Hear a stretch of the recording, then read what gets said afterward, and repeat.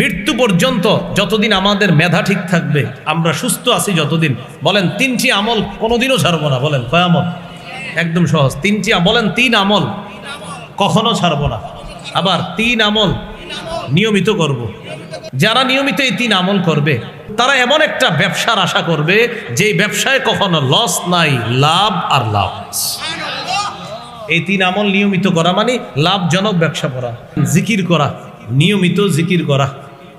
সূরা রদের 28 নম্বর আয়াতে আছে, আল্লাযীনা আমানু ওয়া তাতমাইন্নু কুলুবুহুম বিযিকরিল্লাহ।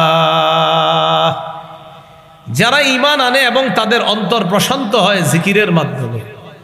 আলা বিযিকরিল্লাহি তাতমাইন্নুল কুলুব। শোনো, আল্লাহর জিকিরের দ্বারাই অন্তর প্রশান্ত হয়। অন্তরগুলোর মধ্যে প্রশান্ত আসে, শান্তি আসে। এই অন্তর প্রশান্ত হয় আল্লাহর জিকিরের দ্বারা।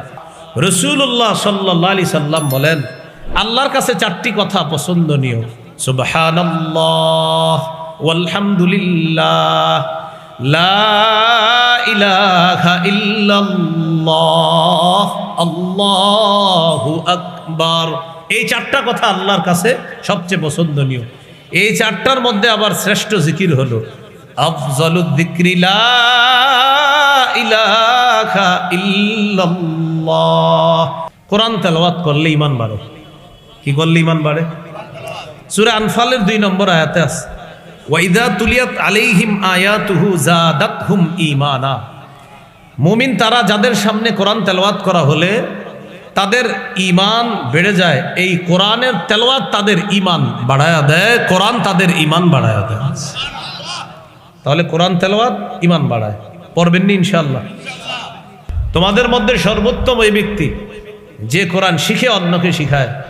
তিরমিজির হাদিস 2909 নম্বর হাদিস, 2910 নম্বর হাদিস। এই 2 হাদিসের মধ্যে আছে কোরআনের সম্পর্কে। রাসূলুল্লাহ সাল্লাল্লাহু আলাইহি সাল্লাম বলেন, মান ক্বারাআ হারফাম মিন কিতাবিল্লাহ ফালাহু বিহি হাসানা ওয়াল হাসানাতু বিআশরি আমসালিহা। কোরআনের একটি অক্ষর যে পড়লো তাকে সাথে সাথে 10টি নেকি দেওয়া হবে। এই জন্য কোরআন পড়া একদম সহজ। 3টি বলেন 3 আমল কখনো ছাড়বো না। আবার 3 আমল নিয়মিত করব।